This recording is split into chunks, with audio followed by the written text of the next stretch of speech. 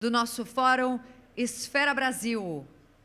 Neste nosso próximo painel, teremos a presença de governadores e o nosso próximo encontro, nosso próximo debate, tem como tema as reformas que o país precisa e o Pacto Federativo.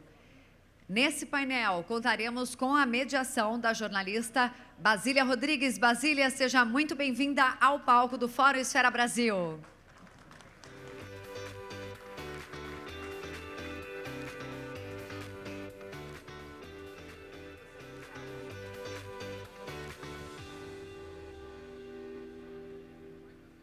Oi, gente, tudo bem? Muito obrigada pela presença de todos vocês. Esse é o último painel do nosso primeiro dia de encontro. Espero que vocês estejam curtindo todas as informações. A gente está aí passeando por várias áreas do conhecimento, mas claro que o objetivo, não querendo ser utópica, mas o objetivo é pensar no melhor para o país. Vocês que são aí um público ligado ao setor público, também empresarial, compreende que se um pequeno percentual de tudo que a gente já conversou aqui hoje virasse realidade, se do texto virasse concretude, né, de fato, eu acho que com certeza o país estaria muito melhor e menos dependente de políticas assistencialistas, muitas vezes, ou de cobrar os seus governantes, porque a gente teria certeza que o que eles estão falando iria acontecer. Bom, não somos utópicos, queremos realmente cobrar e ver estas promessas saindo do papel. E eu tenho aqui como foco deste painel uma das promessas mais longevas, dá para se dizer assim. Ao contrário de efeitos, ela é só uma promessa, a chamada reforma tributária. Há 20 anos, a gente discute uma reforma tributária no Congresso Nacional. Um outro governo de Luiz Inácio Lula da Silva. A gente está aí prestes a começar um Lula 3, como a gente fala no jargão jornalístico.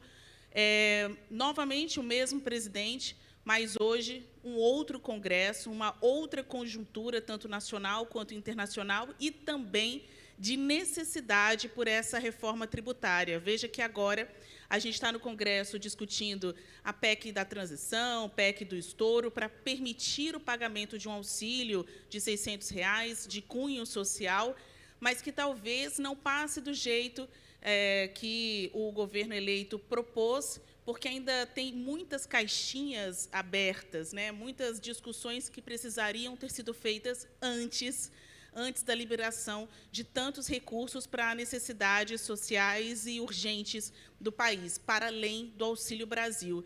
E parte dessa discussão passa pela reforma tributária. Se a gente tivesse já uma reforma tributária, ou pelo menos em vias de colocá-la em prática, talvez as discussões sobre teto fiscal hoje teriam uma outra configuração. Tratar do ICMS, que é algo crucial, né, rico para os cofres públicos nos estados, também estaria numa outra configuração se a gente não estivesse colocando o carro na frente dos bois, né, e pudesse realmente ter algo mais concreto no país. Bom, depois de toda essa apresentação, vejam só vocês, o nome deste painel é As Reformas que o Brasil Precisa e o Pacto Federativo. Eu tenho aqui a honra de anunciar os participantes: Helder Barbalho, governador do Pará; Tarcísio de Freitas, governador de São Paulo. A gente também está esperando aqui a participação de outros palestrantes online. Vamos aqui seguindo as informações para saber se dará certo entregar para vocês um painel ainda mais completo. Mas eu já peço para que venha ao palco o governador do Pará, Helder Barbalho.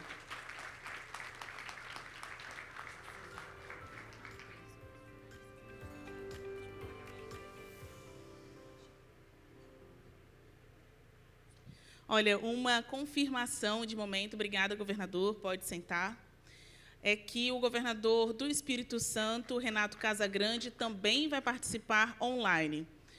Bom, eu vejo aqui se aproximando do palco o governador eleito de São Paulo, Tarcísio Freitas.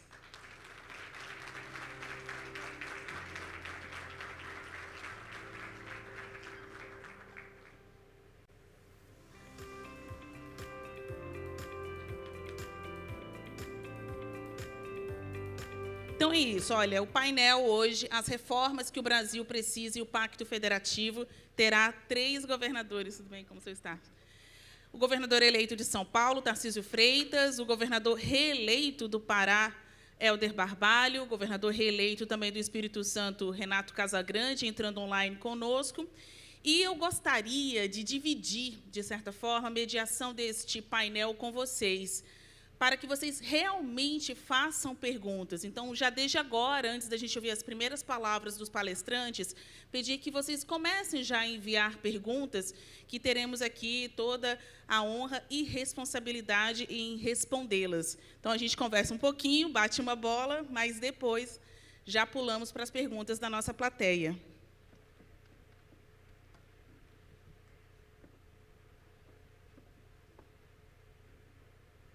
Olha, mais uma vez, muito obrigada pela participação dos senhores, Tarcísio, ex-ministro de Infraestrutura, a gente se conhece muito, é de Brasília, mas um prazer estar novamente frente a frente com o senhor, agora nessa condição de governador eleito de São Paulo, Helder Barbalho, que a gente também já se conhece de outros governos, outras situações, mas é importante falar deste assunto agora. No Congresso Nacional já tem aí propostas de reforma tributária maduras. O que falta para aprovação disso? Essa proposta, ela acaba retirando recursos dos estados mais ricos, a exemplo de São Paulo e Espírito Santo, porque tem aí uma redução na arrecadação, e balanceando, equilibrando a vida para os estados considerados mais pobres, que é no caso do Pará. A gente, olhando uma perspectiva nacional sobre aqueles que arrecadam mais e os que os arrecadam menos. Então, a reforma tributária está fazendo falta só para alguns estados ou para todo o Brasil? Eu gostaria que os senhores pudessem entregar, ouvir aí as perguntas da plateia também e responder de uma maneira breve e direta para a gente poder tornar esse debate mais rico e, enfim, mais dinâmico também. Governador Helder. Bem, boa tarde, Brasília. Muito obrigado. É um prazer estar nesse painel liderado por você.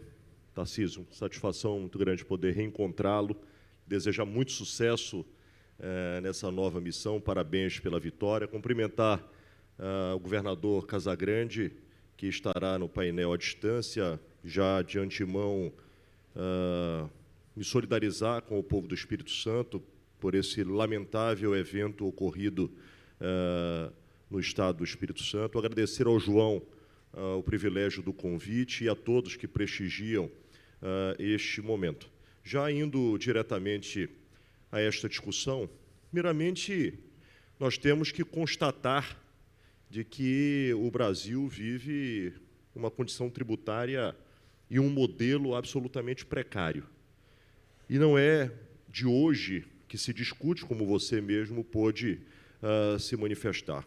Preciso rememorar de que, desde 1988, quando da Constituição, ali se estabeleceu um modelo tributário em que se sinalizava um fortalecimento das receitas para os estados.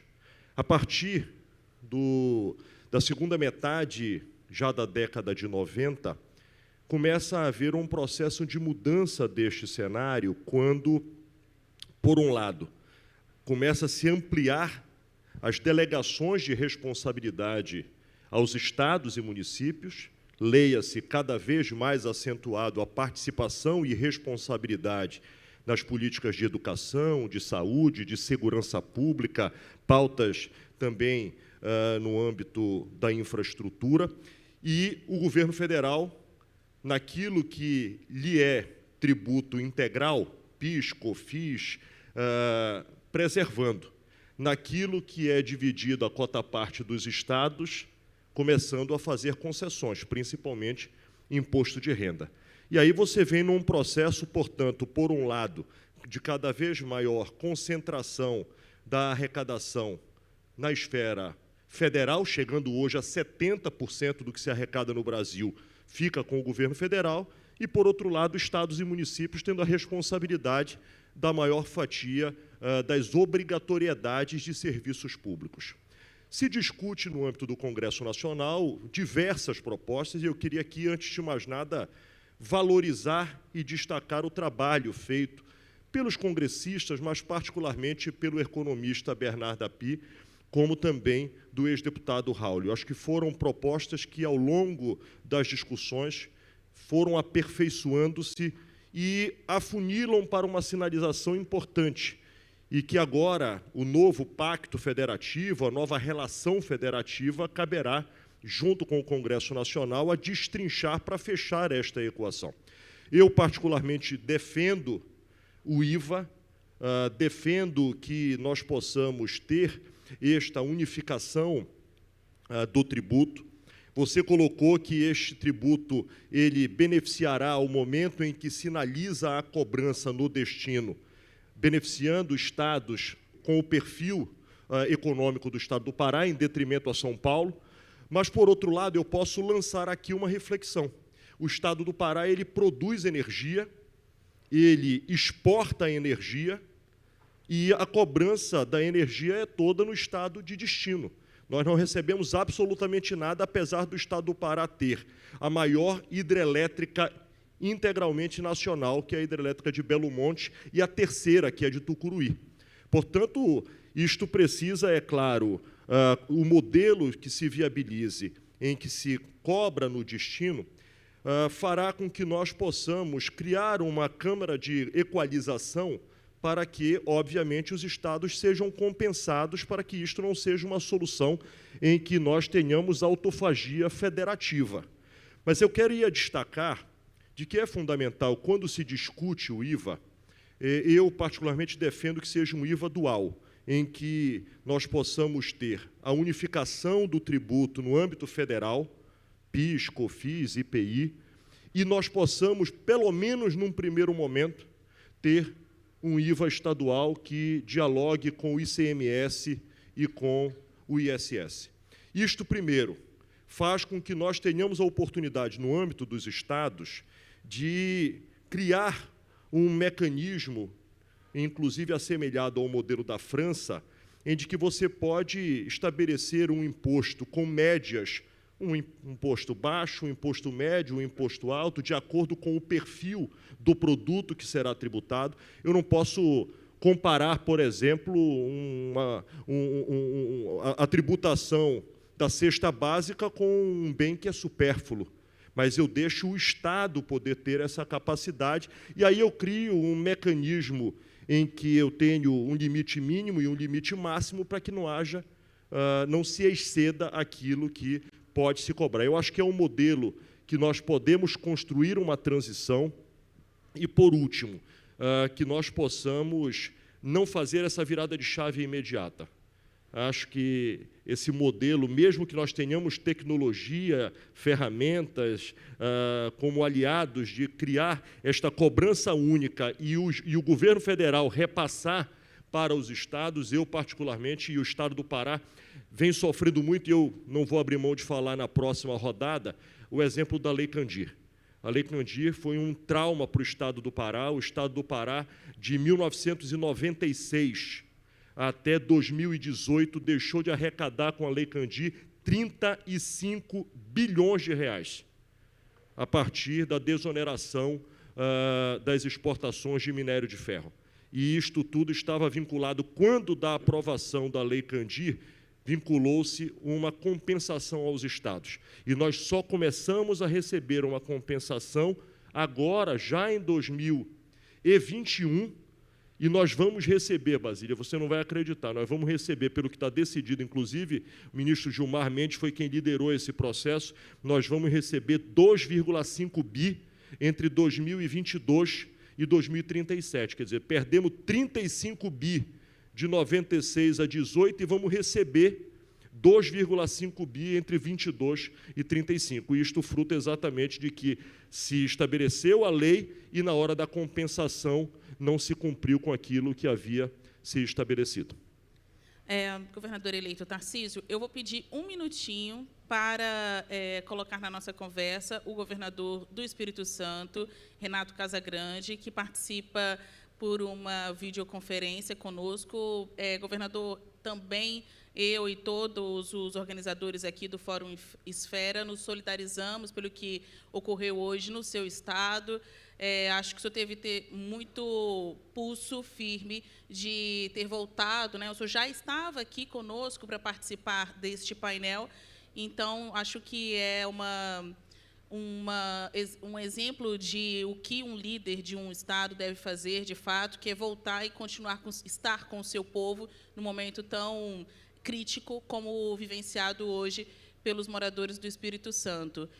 Por isso, eu peço para que o senhor responda o tema do nosso painel sobre reforma tributária.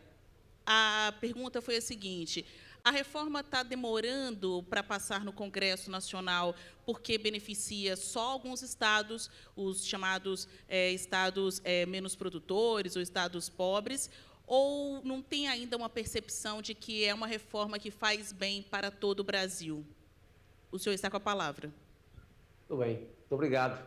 Obrigado pelas suas palavras iniciais. Quero cumprimentar o governador Tarcísio, o governador eleito Tarcísio, o governador Helder, todos estão participando. Em nome da Camila, quero cumprimentar todo o Grupo Esfera. Eu quero agradecer a manifestação de solidariedade de todos vocês, que é um debate também que nos leva à necessidade de ser feito com relação àquilo que a gente vive na sociedade brasileira hoje, os problemas dos distúrbios mentais, da doença mental, o problema de acesso às armas. Esse é um debate importante. O fato que aconteceu no estado do Espírito Santo não é um fato isolado, mas no Brasil a gente não tem muitos ataques às escolas. Tivemos ataques mais graves em Suzano, em 2019, aí em São Paulo. Tivemos outros ataques na Bahia, agora mais recentemente. Mas um ataque grave como esse, que 13 pessoas foram atingidas, um jovem de 16 anos com uma pistola Glock, que é a pistola do governo do Estado, da Polícia Militar, e um revólver 38, de propriedade do pai desse jovem, que é um tenente da polícia. Então, assim, acho que é o cuidado no acesso às armas, a flexibilização que o Brasil vivenciou nesses últimos anos, né, e os distúrbios mentais que a gente tem enfrentado na sociedade, especialmente na juventude. Isso é um debate importante, porque tem a ver com políticas públicas, mas tem a ver também com vigilância nas nossas famílias, né, no ambiente da escola. Isso é um tema importante. Mas eu quero fazer esse registro, porque não dá para estar aqui no Espírito Santo hoje e não fazer esse registro da tristeza devido a essa tragédia. O que tem de positivo é que a gente conseguiu já aprender essa pessoa, a gente responde rapidamente situações trágicas como esta. Mas, com relação à reforma tributária, eu já fui deputado federal, já fui senador da República, e eu tive a oportunidade de participar de momentos como este, de debate sobre a reforma tributária. Já participei de comissões especiais para discutir reforma tributária, e o presidente eleito Lula está dizendo, e o vice-presidente Alckmin estão dizendo que querem votar agora nos 6 primeiros meses, né, do ano que vem, a reforma tributária. Assim, a única condição que tem para votar uma reforma tributária é se um governo forte liderar esse trabalho e coordenar esse trabalho junto ao Congresso Nacional. Se não houver uma coordenação do poder, coordenação que eu falo, liderança do Poder Executivo, o Congresso Nacional tem dificuldade, porque há interesses muito distintos com relação à votação da reforma tributária. Para nós alcançarmos, de fato, um sucesso, tendo o governo federal, o presidente da República, recém tomado posse, né, com força política para debater esse tema, as condições são as condições da neutralidade. Assim, a reforma tem que ser neutra e tem que ser uma transição para que a gente não perca recursos, tá certo? Nós já estamos perdendo, nós, governos dos estados, esse ano de 2022 foi um ano pesado para nós, pesado, assim. A medida tomada pelo Congresso Nacional com relação à imediata redução do ICMS, sem considerar a realidade dos estados, foi uma pancada nas contas nossas. Eu vou perder um estado pequeno como o meu, do Espírito Santo como o nosso aqui, vou perder 1,6 bilhão no ano que vem. E 1 bilhão e 600 milhões de reais é dinheiro até em São Paulo, tá certo? Então, nós tivemos medidas como essa, medidas como a definição do piso da enfermagem. Então, é preciso que esses assuntos não sejam decididos num momento de eleição como este, tá certo? Causando uma desorganização das nossas contas. Eu tenho aqui no Espírito Santo, desde 2012, um estado com nota máxima na gestão fiscal. Então, assim, para você votar uma reforma tributária, você tem que ter, ela não pode causar um prejuízo ao Pará, a São Paulo ou ao Espírito Santo, tá certo? Porque se eu estou reclamando de uma decisão como esta do ICMS, do combustível, da energia elétrica e da telecomunicação, eu não posso querer que São Paulo perca recursos de um dia para o outro. Eu não posso querer que Pará perca recursos de um dia para o outro. Então, ela tem que ser neutra e a gente tem que montar um fundo de equalização, tá certo? Para a gente poder permitir que os estados possam ter estabilidade na sua previsão.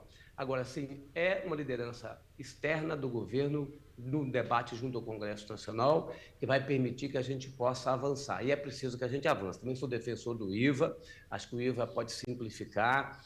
Se nós não conseguirmos fazer toda uma reforma do jeito que a gente precisa fazer, a gente tem que ir dando passos em direção à simplificação do sistema tributário nacional. Eu quero, então, deixar essa primeira palavra, tá certo? Para poder participar junto com vocês deste momento. Oi, tudo bem? Bom, governador eleito de São Paulo, Tarcísio Freitas, por vários motivos eu lhe deixei por último aqui nessa tríade, né, nesse pergunta e responde. Eu acompanho a sua carreira desde a época do Programa de Parcerias e Investimentos, o PPI, ali no Palácio do Planalto. O senhor depois virou ministro de Infraestrutura, então o senhor sempre teve muita preocupação com projetos que virassem realidade. Mais do que está escrito no papel, realmente entregar isso para o povo, né, para a população. O que o senhor acha que vai acontecer com a reforma tributária no governo Lula? E o senhor avalia que ela não caminhou devido a uma falta de apoio ou de interesse do governo atual de Bolsonaro? Bom, boa tarde a todos, boa tarde, Basília. Uma alegria estar aqui nesse painel, mediado por você. Uma alegria estar do lado do meu amigo, governador reeleito Helder Barbalho, do nosso amigo governador reeleito Casagrande. Minha solidariedade ao povo do Espírito Santo, que Deus possa olhar pelo Estado, olhar pelas famílias e que a gente possa ter um país livre desse tipo de ação. Então, a gente manifesta a nossa solidariedade ao todo o povo do Espírito Santo, em especial às famílias. Meus cumprimentos a todos que estão presentes aqui, em especial a Camila João Camargo, pela organização do Fórum Esfera. E veja, primeiro, nós passamos por um período agora onde nós tivemos muitas reformas importantes. Quando os economistas, nos idos ali da década de 2010, falavam das razões para o baixo crescimento estrutural do Brasil, eles apontavam uma série de questões. A falta de uma reforma previdenciária, a falta de uma reforma trabalhista, dificuldade para a realização de negócios, falta de investimentos consistentes em infraestrutura, a falta de investimentos em saneamento básico, a nossa falta de efetividade na educação, a questão do crédito, a falta de oferta de crédito, ou seja, razões estruturais para o baixo crescimento do Brasil. E ao longo dos últimos anos, em especial a partir de 2016, a gente começou a ver uma série de reformas sendo aprovadas. Nós aprovamos a reforma trabalhista, que estava, por exemplo, na pauta de observação dos investidores estrangeiros. A gente que lidou muito com captação de investimento externo, a gente observava que essa era uma preocupação, isso saiu da pauta. A reforma trabalhista ajudou muito o Brasil. Nós aprovamos a reforma da Previdência, nós aprovamos o marco do saneamento básico. Só no ano passado, 70 bilhões de reais de investimentos em saneamento foram contratados no Brasil em projetos em parceria com a iniciativa privada. E isso vai dar muito resultado e é um caminho sem volta. O saneamento básico é o novo pré-sal brasileiro. E é transformador, porque quem não tem saneamento não aprende, quem não tem saneamento não tem saúde, quem não tem saneamento não tem produtividade. O Brasil adotou a opção de buscar investimento também com a iniciativa privada para a infraestrutura. Nos últimos anos, foram vários leilões realizados, são 900 bilhões de reais contratados. Aprovamos vários marcos importantes, como o marco do gás, o marco das ferrovias, o marco da cabotagem. Então, isso vai dar lastro para a gente dar um passo na direção seguinte. Aprovamos a Lei da Liberdade Econômica, ou seja, que interfere naquela dificuldade, naquelas questões de doing business. Então, foi importante, nunca se criou tanta empresa no Brasil, e isso tem um reflexo direto na geração de empregos, ou seja, avançamos na direção correta. E, obviamente, fomos impactados por 2 anos de pandemia, e a reforma tributária é uma reforma que tem uma complexidade, porque interfere diretamente na renda dos estados. A gente tem que observar que estamos diante de uma grande oportunidade. O mundo vai se reespecializar, o mundo tomou um susto com a pandemia, tomou um susto com a guerra da Ucrânia, empresas vão migrar, a gente tem a oportunidade de ver elas procurando novos destinos, e a gente tem que se apresentar como um novo destino. A gente está vendo a dificuldade da Europa com o sistema de energia que está em frangalhos, está quebrado. Então, o Brasil é um destino preferencial de investimento. E, obviamente, a questão tributária é uma questão fundamental. É uma das alavancas que faltou acionar, a gente tem que acionar agora. Um sistema de tributação regressivo como o brasileiro afasta, inibe investidor. Talentos são desperdiçados na empresa com a energia que a gente gasta, por exemplo, para entender o sistema tributário e buscar meios para pagar menos impostos dentro da legislação que nós temos. Então, é uma legislação complexa. Então, eu entendo que nós precisamos dar esse passo. A reforma tributária é fundamental, e eu diria, somaria a reforma, ao desafio da reforma tributária, o desafio da reforma política, porque nós temos que entender e ler o que está acontecendo no Brasil. Existe uma crise de representatividade que só vai ser suprida com uma reforma política. A reforma tributária precisa, então, fazer com que a gente migre para um sistema menos regressivo, né? O imposto de valor agregado é um caminho para isso. O caminho apontado aqui pelo Helder é um bom caminho, é um caminho inteligente, separando os tributos federais dos tributos estaduais e municipais. Isso pode permitir um consenso mais rápido. E a gente tem que entender o que exatamente a gente perde. Porque o que o Brasil perde hoje é com a guerra fiscal. Então, um estado como São Paulo, num cenário de reforma tributária, que perderia até alguma coisa de arrecadação no primeiro momento, ganha no momento seguinte. A partir do momento que a gente diminuir a complexidade tributária, nós vamos trazer mais negócios. A partir do momento que a gente diminuir a carga tributária, a gente vai trazer mais negócios. Isso está ficando cada vez mais claro, e a gente tem condição, então, e a gente falou isso ao longo dos últimos meses, é necessário descer um tom, abaixar determinados tributos, sobretudo aqueles que são negativos ou são impostos de destruição da produção, de destruição da indústria. Aí sim a gente vai conseguir dar passos largos. Então, entendo que mesmo um estado como São Paulo, que perde num primeiro momento, é capaz, num segundo momento, ganhar pela atração de investimento. E isso nos dá conforto. Então, entendo a complexidade. Concordo com o Casagrande quando ele diz que isso só vai acontecer se tiver uma liderança forte que atue dentro do Congresso, mas há uma disposição, eu acho que um consenso, que é uma reforma inadiável. E é fundamental a reforma tributária para que a gente aproveite a oportunidade que está aí diante dos nossos olhos no exterior, porque várias alavancas para o crescimento estrutural foram acionadas. Resta a reforma tributária e a gente precisa atacar isso de frente para aproveitar essas oportunidades que estão aí diante dos nossos olhos. Então, acho que a gente chegou a alguns consensos aqui, né, apontando algumas balizas, o que é fundamental dessa reforma, como a unificação dos impostos, né, a reorganização do que é imposto federal e o que é imposto municipal e estadual. Também tem a questão distributiva, que seja uma reforma distributiva para equilibrar a arrecadação nos estados, evitar a guerra fiscal, e também a necessidade de uma liderança forte, né? Eu vou fazer um bate-pronto com os senhores, eu vou fazer uma pergunta simples e vocês respondem simplesmente também, antes de eu abrir para as perguntas do público. O governo eleito chegou, está em fase de transição. Governador do Pará, o Pará já foi consultado ou foi lá conversar com este governo eleito sobre reforma tributária?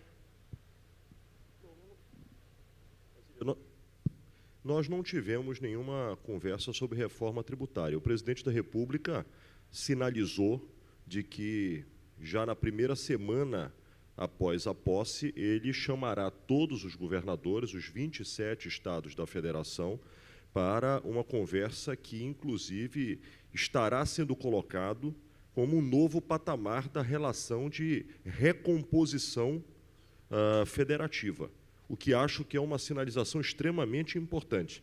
Nenhum governador, independente de quem apoiou o presidente Lula ou deixou de apoiar o presidente Lula, ou aqueles que sejam ideologicamente de direita, de esquerda, de centro, todos nós fomos eleitos com a responsabilidade de entregar aquilo que nós, ao momento da campanha eleitoral, afiançamos junto à sociedade. E nós temos obrigação de dialogar. Portanto, eu creio que, logo após a posse, o presidente Lula deve convocar todos os governadores e nós estamos à disposição, óbvio, Tarcísio terá a oportunidade de se manifestar, no sentido de explanar aquilo que é prioritário para cada região, aquilo que é prioritário para cada estado e aquilo que são temas nacionais. E a reforma tributária, certamente, é dos temas mais relevantes que todas as unidades da federação estão ávidos para que se tenha uma solução.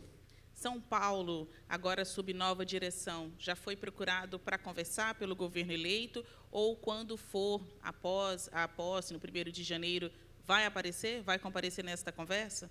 Ainda não foi, também acho que não é o momento ainda, o momento agora é de organização do governo, o momento é de transição, é de pensar e projetar como será o novo governo, tanto no âmbito federal quanto no âmbito estadual. Quando São Paulo for convocado, estará presente para defender o interesse de São Paulo e o interesse do Brasil. A gente sabe a relevância do Estado de São Paulo para o Brasil, a gente está falando de um Estado que tem 31% do PIB, 22% da população, e vamos buscar contribuir da melhor forma possível para esse debate, que, no final das contas, é um debate em que o Brasil ganha, todo o país ganha. Espírito Santo, com Renato Casagrande, que é exemplo do Pará, de Helder Barbalho, esteve recentemente na COP27, do lado do presidente eleito, Luiz Inácio Lula da Silva. Reforma tributária foi assunto de alguma conversa dos senhores? Já teve esse papo? Ainda não. Nós tivemos na COP, Helder, eu e Helder estávamos juntos e o debate foi sobre mudanças climáticas. Foi um bom momento para a gente poder fazer o debate. Acho que a presença do presidente Lula lá foi importante para as relações internacionais e para o tema, né, mudanças climáticas. Também, lá mesmo, nós discutimos com ele, tem um pedido, tem uma solicitação de uma reunião com ele no mês de dezembro, mas ele, de forma prudente, está achando que é melhor fazer em janeiro, assim, que ele tiver a equipe montada, e começando o governo, com capacidade de ouvir os governadores sobre reforma tributária, mas sobre também as prioridades de cada estado. Na reforma tributária, é bom que a gente sempre leve em consideração, porque o nosso sistema hoje ele é muito complexo, mas ele é um sistema que permitiu que os estados pudessem, na ausência de uma política de desenvolvimento regional, que os estados que não estão perto dos grandes centros consumidores, estados que não têm uma logística muito eficiente, não estão perto dos portos, e não têm capacidade de se relacionar muito fortemente com o comércio internacional, esses estados fizeram por si só suas políticas de desenvolvimento local, né, através dos incentivos tributários, tá certo? E fiscais. Então, a reforma tributária precisa levar em consideração a dimensão desse país e saber que tem São Paulo, mas que tem Roraima, que tem Rondônia, tá certo? Assim, saber que tem Amapá, saber que tem, né, estados mais distantes e que é preciso dar a esses estados a capacidade também de gerarem prosperidade e oportunidade para a população que mora lá, tá certo? Nós não podemos ter uma reforma tributária, né, que consolide, né, uma concentração de poder em uma determinada região do país ou determinados estados. Isso é um debate que a gente tem que fazer também com o presidente da República e com o Congresso Nacional. Sim. Bom, eu vou começar aqui a fazer as perguntas da plateia. Vocês podem ser mais diretos, resumidos nas respostas, para a gente conseguir fazer mais perguntas ainda. Eu recebi aqui, foi a primeira pergunta desse hall de questionamentos, de uma pessoa que não quis se identificar. Bom, o Anônimo pergunta: de que forma a reforma tributária pode contribuir para acentuar ou atenuar o racismo no Brasil? Passa ou repassa? Quem vai fazer primeiro?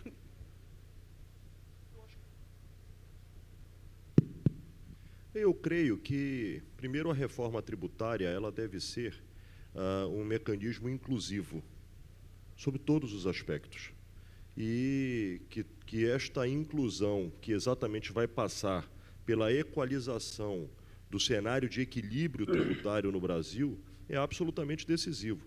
Nós não podemos fazer da reforma tributária uma ampliação do abismo econômico entre as unidades da federação. Se isto continuar acontecendo, nós vamos cada vez mais nos distanciar sob o aspecto social e, consequentemente, quando você se distancia sob o aspecto social, você se distancia sob o aspecto cultural e você repercute no comportamento da sociedade.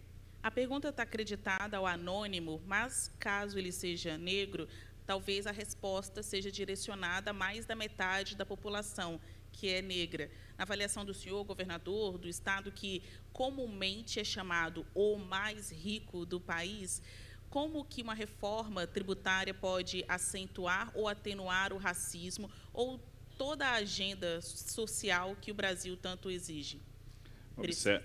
Bom, vamos observar que é o seguinte: São Paulo é o estado mais rico do Brasil, porém também é um estado muito desigual. Na medida em que a gente diminui a regressividade do sistema tributário, a gente diminui também a desigualdade, porque a regressividade faz com que o pobre pague mais imposto. E como a gente tem uma parcela de pessoas pretas dentro da camada mais pobre da população, elas são diretamente atingidas. A partir do momento que a gente consegue uma redistribuição, um sistema mais equilibrado, menos regressivo, a gente vai ter o pobre pagando menos imposto. Se a gente tiver um sistema mais inteligente, que também vai em cima da renda, que redistribua de forma qualitativa os tributos entre os entes da federação, que acabe com a guerra fiscal, que possibilite o investimento de qualidade, que desonere o setor produtivo, eu vou gerar mais emprego. Então, existe uma relação direta entre a qualidade do sistema tributário e a qualidade do investimento que nós vamos gerar, e a geração de emprego. Então, sim, a reforma tributária pode contribuir de forma relevante para a questão do racismo, na medida em que atinge a camada mais pobre, e a camada mais pobre está repleta de pessoas pretas, de pessoas pardas, em função do histórico do nosso Brasil. Casa Grande. Também eu quero concordar com o Helder e com o Tarcísio, porque nós temos um país muito desigual, e a responsabilidade pela desigualdade está na qualidade da nossa educação e do nosso sistema tributário. O sistema tributário ele transfere renda de quem tem menos para quem tem mais, cada dia no sistema regressivo como nós temos hoje. Então, é bom que a gente, mudando o sistema tributário e avançando na política de educação, a gente consiga reduzir essas desigualdades. Se a gente reduzir as desigualdades, nós vamos alcançar especialmente a população negra, tá certo? Que hoje é a que mais paga, né, pelas injustiças do nosso país. É isso, foi um anônimo, mas eu mesmo poderia ter sido a autora desta pergunta, então, parabéns, Anônimo, foi uma ótima pergunta. Olha, não, mais um anônimo, não, gente, deixa eu pegar aqui alguém que tenha se identificado. O Marcelo Prando diz: o mundo está muito mais tecnológico, tem comércio, indústria, educação, por que tanto preconceito com um imposto único, como uma CPMF, já que quem tem mais pagaria mais? O IVA, que é um imposto sobre valor agregado único, este que a gente comentou aqui na sua fala, Barbalho, é uma CPMF?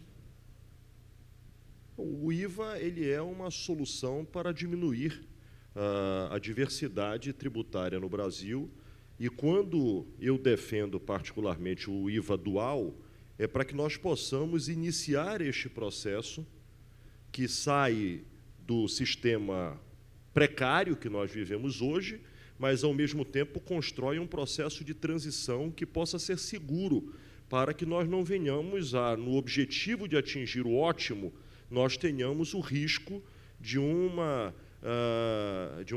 processo de desestabilização das finanças e do processo arrecadatório no Brasil.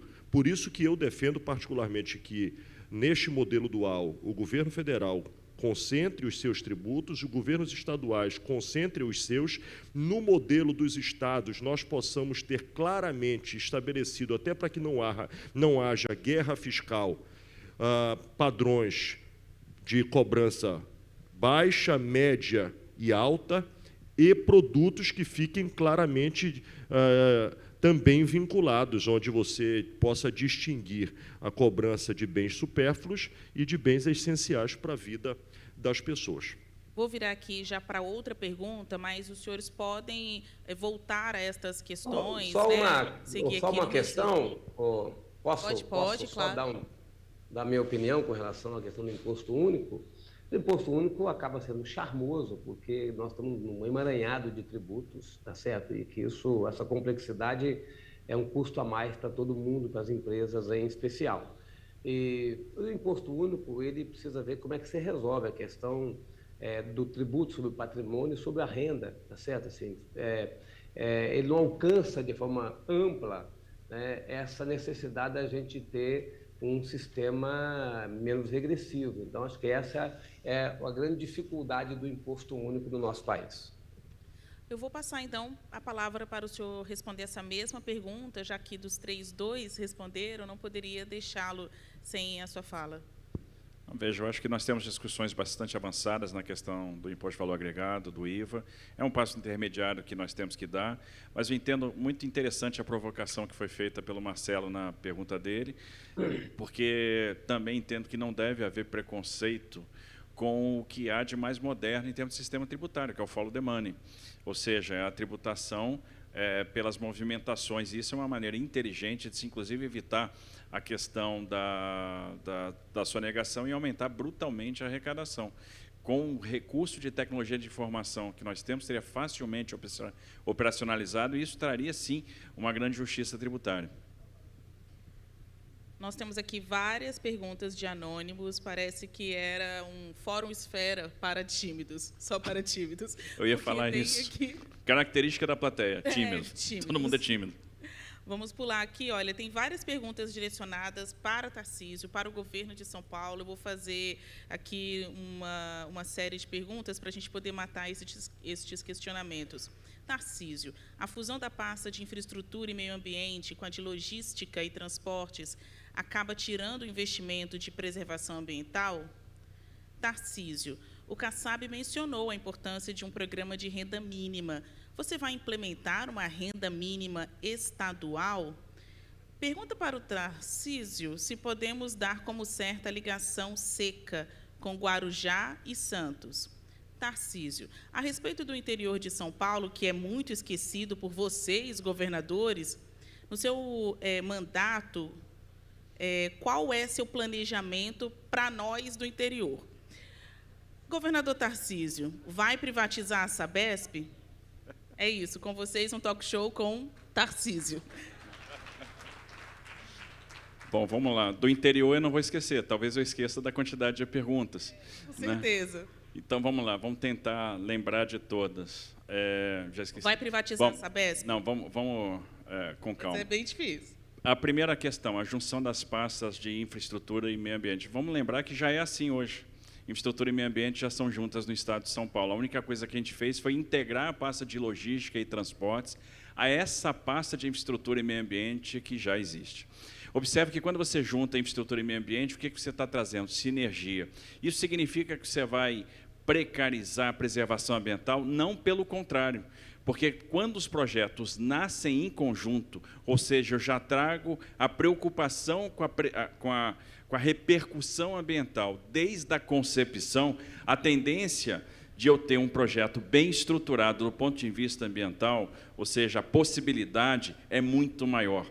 Quando a gente fala em projetos, e a gente vai ter que perseguir a iniciativa privada, sobretudo para fazer infraestrutura, porque temos que aproveitar a liquidez que ainda existe no mundo, e a gente sabe que vai ter uma dificuldade fiscal para fazer grandes investimentos, a gente tem que lembrar que padrões ambientais vão estar vinculados a fluxo financeiro. Isso é uma realidade inescapável. Então, projetos bem concebidos vão acessar novos bolsos. E o bolso verde, né, a Green Finance, os Green Bonds, vão ser fundamentais. Então, quando eu uno essas duas pastas, eu, na largada, estou pensando em projetos que vão ser bem estruturados do ponto de vista de meio ambiente. Segunda coisa, Travessia Seca Santos-Guarujá. É uma tremenda oportunidade, ela está contemplada na desestatização de Santos, e a gente tem que encarar isso, e nós vamos ter oportunidade de discutir isso com o novo governo, com muito cuidado, porque, no final das contas, quando eu falo na desestatização, eu estou falando em preservação do ativo, ou seja, o ativo portuário continua sendo do Estado, e isso é que tem valor. O que eu estou passando para a iniciativa privada é a operação, a administração no condomínio portuário. O que a gente está vendendo é o passivo, e o passivo está na empresa. Então, é um movimento bastante inteligente, que já foi feito no setor elétrico. Não tem nada de diferente do que foi feito, por exemplo, no setor de distribuição de energia. Agora, isso gera um investimento brutal para a região da Baixada Santista. Isso é um divisor de águas na Baixada. A gente está falando de 20 bi de investimento, a gente está falando de aprofundar o canal para 17 metros, de tornar o Porto de Santos o maior porto do hemisfério sul, a gente está falando de sair de um berço para turismo, para 4 berços para turismo, de revitalizar todo o centro histórico de Santos, a gente está falando de gerar muito emprego, e a gente está falando de resolver problemas de mobilidade, como o túnel do Maciço, a ligação Santos-São Vicente, e também a ligação seca Santos-Guarujá, que vai ser financiada com a outorga do Porto. Então, é uma maneira inteligente de fazer isso. Privatização da Sabesp, vamos fazer? Não sei. Agora, com certeza, nós vamos estudar. Por quê? Também é uma forma inteligente de diminuir o tempo para a universalização do serviço de saneamento, gerar muito investimento, ganhar em termos de sensorização de rede, diminuição de perda, ou seja, ganhar em termos de segurança hídrica, fazer a água chegar na torneira e a tarifas mais baixas. Porque nós temos aqui, por exemplo, um bem que são os contratos de concessão. E esses contratos de concessão, uma vez prorrogados dentro de uma operação de capitalização, tem o poder de baixar a tarifa.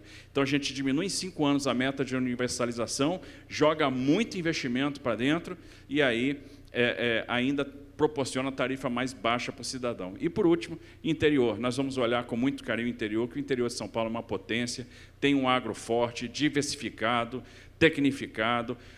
O Estado de São Paulo pode ser líder na transição de economia marrom para economia verde, no hidrogênio verde, no mercado de crédito de carbono, e o nosso interior vai proporcionar isso, e tem muito a ver com a discussão tributária que nós fizemos, porque mesmo o Estado de São Paulo sendo rico, tem muita desigualdade regional, e nós vamos combater a desigualdade regional com incentivo regional, levando a atividade econômica para onde hoje a gente ainda não tem. Em 30 segundos, São Paulo vai implementar uma renda mínima estadual, e também o Agostinho Turbian fala qual a sua visão sobre as leis de incentivo à cultura. Também agradecer a pergunta de Fábio Fronterota, também da sua leva aí de perguntas.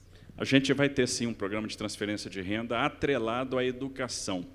Então, uma das principais mazelas que nós temos é a evasão escolar, isso precisa ser combatido, e evasão escolar está diretamente relacionada à política de transferência de renda. Então, nós vamos implantar uma política de transferência de renda no Estado de São Paulo para segurar o aluno na escola, que vai passar a ser um locus de integração cultura-educação, um locus de formação profissional, para que a gente dê perspectiva para as nossas gerações. Então, estamos trabalhando numa bolsa que vai abranger, por exemplo, todos os estudantes de ensino médio do Estado de São Paulo, ampliando o que existe hoje no Bolsa do Povo, na sua vertente educação. E os programas de incentivo à cultura vão continuar, a gente quer, na verdade, turbinar. São Paulo respira cultura, e cultura é uma fonte de divisa, é uma fonte de receita, e a gente quer trabalhar muito com o terceiro setor, trabalhar muito na questão do financiamento, para que a gente possa levar a cultura para perto da educação e a cultura também para o interior. Eu tenho certeza que o fato do encontro ser aqui em São Paulo acaba provocando aí inúmeras perguntas para o governador eleito do Estado. Bom, mas eu tenho uma pergunta aqui para Helder. Como o governador Helder Barbalho vê as possibilidades do desenvolvimento do óleo e gás natural na nova fronteira, as frentes ambientais e, principalmente, o ICMS? Olha, nós temos, primeiro, particularmente, ao falar nova fronteira, de exploração, a região do norte do Brasil está nessa prospecção. Nós temos dialogado com a Petrobras a respeito desta exploração, particularmente na fronteira entre o estado do Pará e o estado do Amapá. Enxergamos isto de forma muito positiva, por ser uma nova oportunidade econômica de desenvolvimento para estas regiões, diversificando, inclusive, as oportunidades econômicas do nosso estado. Particularmente, é fundamental que nós possamos ter a compreensão de que o desafio do consorciamento das vocações que dialogam com o meio ambiente e que os mesmos tenham o comprometimento com a sustentabilidade é um fator absolutamente decisivo e determinante. É desta forma que nós temos dialogado, seja neste novo incremento econômico da oportunidade da exploração de óleo, principalmente de óleo na região norte do Brasil, mas também de atividade de gás e aquelas que já estão consolidadas, como mineração e como atividades do agro. Governador Casagrande, como equacionar as contas dos estados após a redução do ICMS do combustível? Essa pergunta é do Rodrigo, que não deixou o sobrenome, talvez ele seja meio tímido, né? Deixou só o nome, Rodrigo. Governador, com o ICMS, como isso acabou tomando aí a arrecadação dos senhores? Bem, obrigado, Rodrigo. De fato, esse é um problema que nós estamos enfrentando. Alguns estados conseguiram decisões na justiça para abater na dívida, outros não, mas, de qualquer maneira, essa é uma situação que afeta nossas contas, tá certo, dos estados. Eu aqui já fiz meu orçamento para o ano que vem com base em uma redução de receita. Por isso que eu tenho dito que o presidente Lula tem uma responsabilidade, naturalmente, como presidente, mas no momento que a gente vive, da necessidade da gente ter parceria com o setor privado e confiança do setor privado para fazer a economia girar, até porque o governo brasileiro, no ano que vem, pelo desequilíbrio das contas públicas, vai ter pouco recurso para poder fazer investimento, né, com recurso direto, recurso do Tesouro. Então, assim, ter um ambiente de confiança para a gente aproveitar este ambiente que o Tarcísio disse, assim, do mundo, pela liquidez, pelos problemas que o mundo está vivendo, né, o Brasil pode, sim, ser um grande polo de atração, como já é, mas que poderá aumentar muito, tá certo? A gente tendo uma equipe na área da fazenda, do planejamento, que transmita efetivamente confiança para a gente poder ter atividade econômica que gere receita para nós, tá certo? Nos estados. Então, por mais que o Supremo esteja debatendo, discutindo, né, a constitucionalidade da lei, mas acho pouco provável que isso tenha algum retorno. Alguns estados estão mudando sua alíquota modal, né, de 17, 18 para 19 para 20, né, para fazer essa adaptação. Eu aqui vou tentar manter a minha alíquota de 17%, mantendo a minha nota de gestão fiscal, como eu disse no início dessa apresentação. O Espírito Santo tem uma cultura de gestão fiscal. Desde o primeiro mandato que eu exerci, de 2011 até 2014, o Estado chegou à nota máxima na gestão fiscal. De 2012 até 2022, também esse ano vamos fechar com nota máxima da gestão fiscal. Temos uma dívida pública negativa, a gente tem mais recurso em caixa do que dívida. Então, assim, nós temos uma situação que permite que a gente vá avaliando mês a mês, dia a dia, a realidade, a situação da economia brasileira. Temos hoje condições de passar 2023 fazendo essa avaliação e torcendo muito e trabalhando muito para que a economia do Brasil possa crescer e a gente possa, com isso, ter receitas melhores no ano de 2023. A gente está quase estourando aqui o tempo do nosso painel. Eu vou fazer as últimas considerações, assim, algumas perguntas, especialmente para o governador do Pará e o governador do Espírito Santo. Governador do Pará, você acha que vai mudar essa regra do teto do ICMS em 2023, levando em consideração a pressão dos governadores, o acordo que está em discussão no Supremo Tribunal Federal, em audiências que são aí comandadas pelo ministro Gilmar Mendes, mas, ao que tudo indica, tem muito estado sofrendo com essa regra do teto, levando em consideração a saúde fiscal, que derrubou a arrecadação para alguns, quanto ao ICMS dos combustíveis. Só acha que essa regra do teto tem que ser revista em 2023, do teto do ICMS? Pelo que tenho percebido, Basília, vários estados devem mudar a sua alíquota modal. Inclusive, o estado do Pará, diferente do Espírito Santo, deve fazer o rearranjo saindo de 17% para 19%. São medidas que nós estamos tomando para garantir com que o Estado continue com a sua saúde fiscal preservada. O Estado do Pará se assemelha à condição fiscal do Estado do Espírito Santo. Também somos nota máxima de avaliação, somos o Estado com o menor nível de endividamento do Brasil. Estabelecemos um percentual de investimento nos últimos 3 anos de 10% de forma bastante perene. Portanto, ao momento em que vem esta medida legislativa pontual e retira dos estados, primeiro, a liderança sobre a governança do principal tributo, que é o ICMS, que vai diretamente vinculado a 2 principais fontes do ICMS, que são os combustíveis e a energia elétrica. É claro que se tem que buscar uma alternativa.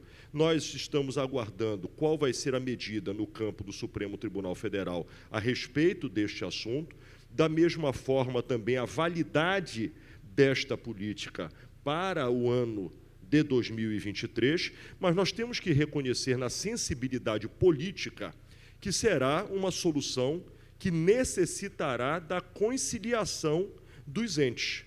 Imaginar que há ambiente político, por exemplo, para o presidente da República, ou para o Congresso Nacional, ou para os governadores, da noite para o dia, alavancar o preço do combustível para a realidade que nós assistimos há 3, 4 meses atrás, nós sabemos que foi uma medida com uma fórmula precária, com uma fórmula desrespeitosa sob o aspecto das relações federativas, porém casuística para o momento que nós estávamos vivendo.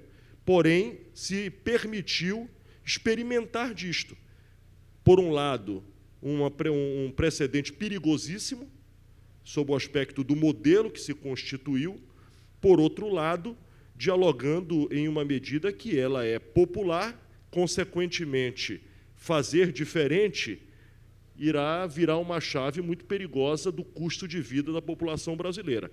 A solução, aí eu volto para a minha primeira resposta, é que se tivesse uma compensação. Lamentavelmente, a compensação, mais uma vez, não aconteceu. Registre-se, quando o Congresso Nacional avançou sobre o ICMS, disse que teria compensação. Já se passaram 6 meses desta medida, nenhum estado recebeu um centavo sequer de compensação, todos os estados tiveram que readequar as suas contas com um risco gravíssimo de não cumprimento das suas responsabilidades. O Casagrande falou que vai perder 1,6 bi, não é isso, Casagrande, no ano que vem. Nós estamos fechando em 6 meses o estado do Pará 1 bi de perda, especificamente apenas com este item. Portanto, eu desejo de que a responsabilidade institucional faça com que Congresso Nacional, Poder Executivo e os estados, com a participação, inclusive, do Poder Judiciário, que tem sido um ponto fundamental, inclusive, na harmonização dos interesses diversos, possam encontrar uma solução que, por um lado, diminua o custo de vida dos brasileiros, mas com responsabilidade para que isto não seja sinônimo de sacrifício fiscal e financeiro das unidades da Federação. Ou seja, essa discussão do ICMS só tumultua ainda mais o ambiente de discussão da reforma tributária, porque vocês estão tendo perdas já de um lado, que é em relação ao ICMS, e poderão ter perdas ou não, gerar esse equilíbrio a partir de uma reforma tributária. Casagrande, o senhor tem mais alguma consideração que queira fazer sobre esta possibilidade de revisão da regra do teto do ICMS? O debate sobre combustíveis, especialmente do combustível, ficou um debate muito político, né, eleitoreiro, tá certo?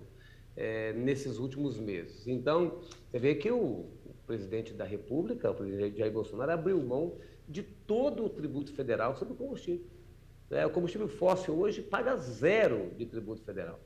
E é um combustível fóssil, tá certo? Então, teve um debate, né, pelo preço do combustível, teve um debate muito eleitoreiro. E a minha expectativa é que o estilo do presidente Bolsonaro é um estilo de delegação aos ministros. O ministro Tarcísio está aí, foi ministro do presidente Bolsonaro, nos ajudou muito no debate sobre logística no estado do Espírito Santo. E o presidente Bolsonaro, ele delegou e delega aos ministros. O presidente Lula, se ele puxar para si o debate sobre o Pacto Federativo, conversando com os governadores, para a gente não ter surpresas como essa que nós tivemos, de a gente poder achar caminho, né, para a gente poder manter nossas contas em dia, estados equilibrados. A gente sabe que equilíbrio fiscal ele é fundamental para que a gente possa aplicar políticas públicas, tá certo? Assim, eu, aqui no Espírito Santo, se eu não tiver recurso para poder fazer as obras, para fazer programas sociais, assim, não tem razão de existir o Estado. Então, é fundamental que o presidente Lula possa puxar para si, de fato, conversas com os governadores, com os prefeitos, e a gente discutir esses assuntos federativos junto com o Congresso Nacional. Está calado, Tarcísio? Tudo bem? Há quanto tempo não falo? Governador? Porque eu falei demais no bloco passado. Exato. Vai ter a revisão do teto do ICMS sobre combustíveis em 2023? Veja, é um assunto delicado, eu acho que está sendo mediado pelo Supremo. Vamos ver em que linha o Supremo vai caminhar, principalmente no tocante à questão das compensações. Obviamente, essas compensações fazem falta. Em São Paulo, a gente está discutindo se vai investir mais ou menos. Em alguns estados, a gente pode começar a ter que discutir se vai ou não pagar a folha. Então, é uma situação extremamente complexa, que envolve muita responsabilidade. Observe que a gente passou por um momento dramático no que diz respeito à elevação de preço de combustível. Acho que a gente nunca viu o preço do barril chegando num patamar, ou há muito tempo, pelo menos, a gente não via, em função da guerra da Ucrânia. A gente teve aí risco de desabastecimento, estoques que ficaram muito baixos. A população, obviamente, foi penalizada com isso. Era uma medida necessária. A gente precisa lembrar do esforço que foi feito para combater as mazelas das crises que nós enfrentamos ao longo desses anos, inclusive com uma colaboração muito forte do governo federal. E isso é prova que a gente teve o melhor resultado fiscal de estados e municípios desde 1991. Desde 91, a gente não tinha um resultado fiscal tão favorável, tão positivo, e isso se deve, claro, ao aporte de recursos do governo federal em socorro aos estados, em socorro aos municípios para o enfrentamento das crises que se apresentaram. Então, isso é muito relevante, não pode ser desconsiderado. Então, todo mundo ficou no azul.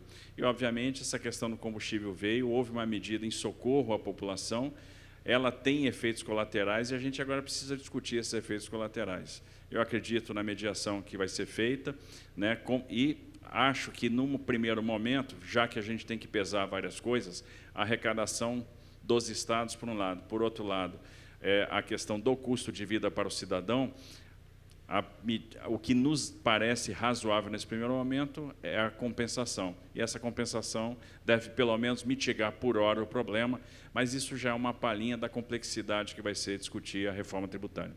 É isso, olha, o nosso tempo esgotou, o nosso painel chega ao fim com as considerações finais dos senhores. Acho que todo mundo aqui, é uma unanimidade, conseguiu enxergar o alto padrão, que a gente está aqui diante de excelentes nomes, excelentes governadores, para segurar um debate como esse, que não é fácil, cheio de temas ásperos assim, por mais de 1 hora, é porque realmente está fazendo o dever de casa, Zilé, eu só queria, me permita, deixar uma mensagem que foge um pouco do tema.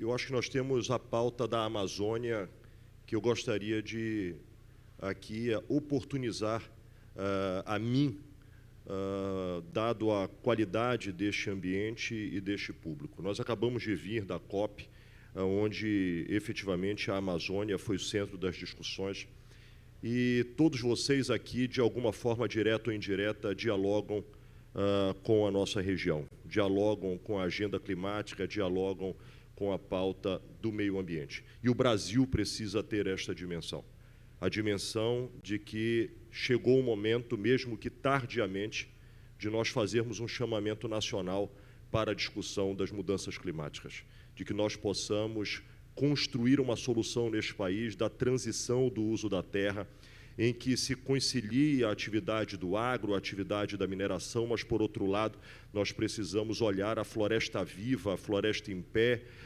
como uma nova commodity global, com o estímulo do mercado de crédito de carbono, e isto sendo a oportunidade de empregos verdes que possam conciliar o principal ativo da nossa biodiversidade, que é a floresta amazônica, mas outros biomas do nosso país, para instituir a bioeconomia como uma grande oportunidade de geração de emprego e renda. E isto não pode ser discutido apenas lá na minha Belém, lá na minha Amazônia. Isto passa por uma discussão nacional. E se o Brasil deseja ser respeitado no âmbito global, ele precisa respeitar a Amazônia. Ele precisa enxergar a Amazônia como o principal ativo. E esse principal ativo ele serve para incluir o Brasil no status de um país que efetivamente se projeta a liderar as discussões globais, mas, ao mesmo tempo, ele pode tirar o Brasil desta discussão. E eu queria, no encerramento da minha fala, fazer esse chamamento para que todos possamos nos unir em favor do modelo de desenvolvimento sustentável que passa pela região amazônica. Pará, Franco, candidato para sediar a COP em 2025, se o Brasil, de fato, conseguir trazer a Conferência do Clima para cá. Tem o meu voto. Agora, eu vou pedir para o Renato Casagrande, governador do Espírito Santo, reeleito, também fazer aí as considerações finais. Tem meu voto também, viu, Basílio? Pois é. Para ser lá no Pará. Tá? Já estou aqui me inscrevendo para participar lá no Pará. Tive a oportunidade de participar no ano passado em Glasgow e esse ano no Egito. O debate é importante. Helder faz um bom trabalho no consórcio da Amazônia e nós estamos organizando o consórcio dos governadores pelo clima. Então, o tema é um tema ambiental, mas é um tema econômico, é um tema de sobrevivência do planeta. Então, quero fortalecer aqui as palavras do governador Helder, chamar o governador Tarcísio para que se incorpore ao consórcio, tá certo? São Paulo tem, né, naturalmente, a importância pela dimensão que tem, pela importância ambiental e econômica que tem, um estado grande, com ecossistemas e biomas diversos, então, importante, Tarcísio está envolvido nesse tema. Eu quero, então, dizer que esse debate que vocês estão promovendo, agradeço a Basília, a Camila, a Luana e ao seu João Camargo, registro aqui o Rigoni também, que está aí, deputado federal, que é amigo nosso aqui do Estado do Espírito Santo. Debate fundamental, o Brasil não pode perder as oportunidades, a oportunidade que nós temos hoje no mundo é uma porta que está aberta para a gente dar os passos certos. Se nós dermos os passos certos, tá certo? Nós poderemos aproveitar esse ambiente mundial que nós temos hoje, que coloca o Brasil, seja nesse tema das mudanças climáticas, da sustentabilidade, da energia renovável, do hidrogênio verde, seja em qualquer outro investimento em infraestrutura. Infraestrutura é um problema para nós hoje, mas virou uma oportunidade. Se a gente tiver regras claras, tá certo? E o Estado que se organize, a infraestrutura vira uma oportunidade para a gente poder gerar emprego, gerar desenvolvimento nesse país. Então, que nós não podemos, nós, entidades, estados, né, entes subnacionais, e a gente ajudar o presidente Lula a achar o caminho efetivo e a gente ter um país que seja, de fato, do presente, não um país do futuro. Obrigado pela oportunidade. Obrigada, governador. São Paulo, suas considerações finais. Só pegar carona no que o Casagrande falou, eu vejo que a gente está diante de uma grande oportunidade, reforçando aquilo que já foi dito em blocos anteriores, o mundo se deparou com duas grandes crises, a crise do Covid, a guerra da Ucrânia, uma guerra que a gente ainda não sabe como vai acabar. De repente, o mundo percebeu que a sua produção estava concentrada em determinadas regiões, as cadeias de produção se desorganizaram e agora isso está levando a uma reflexão. Essas cadeias vão se reorganizar e aí a gente está diante de uma grande oportunidade. O Brasil é um país rico, um país grande, um país que experimentou reformas importantes para a atração de investimento nos últimos anos. Avançou na facilidade de fazer negócios, no doing business, avançou na questão da infraestrutura, avançou na questão regulatória. E se a gente der a mensagem correta, se a gente mexer as alavancas corretas, nós vamos ter capacidade de trazer investimento para cá. A pergunta é, por que nós não temos aqui indústria de semicondutores? O mundo sofreu com isso. Está na hora de trazer para o Brasil. Está na hora de trazer emprego de qualidade para cá. E aí a gente tem que pensar no equilíbrio fiscal, no equilíbrio das contas. A gente tem que pensar na atração de investimento privado, na fortaleza regulatória, na segurança jurídica e aproveitar as oportunidades que estão sendo apresentadas para o Brasil. O Brasil pode ser um grande destino de investimentos e a gente tem tudo para trazer muito dinheiro para cá. É importante que a gente enxergue as oportunidades que estão diante dos nossos olhos e o recado que está vindo das próprias ruas. Porque a gente percebe que existe a continuidade de um movimento que começou lá em 2013, que é um movimento que, no final das contas, dizia para todos, vocês não nos representam. O gigante então, acordou. A gente tem a grande chance de aproveitar este momento também, não só para encarar a reforma tributária, mas para encarar a reforma política, que ela pode ser transformacional para o nosso Brasil. É isso. Com essas palavras, a gente encerra o painel de agora. Muito obrigada aos governadores Renato Casagrande, do Espírito Santo, Helder Barbalho, do Pará, e Tarcísio Freitas, que falou pouco, de São Paulo.